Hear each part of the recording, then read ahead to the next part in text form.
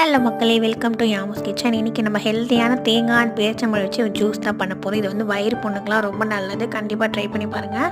தேங்காய் 3/4 கப் எடுத்துருக்கேன். கேரட் ஒன்று இந்த மாதிரி ரஃபாக ஸ்லைஸ் பண்ணி வச்சுருக்கேன். 5லேருந்து 6 பேரிச்சம்பழம், 2 ஏலக்காய்.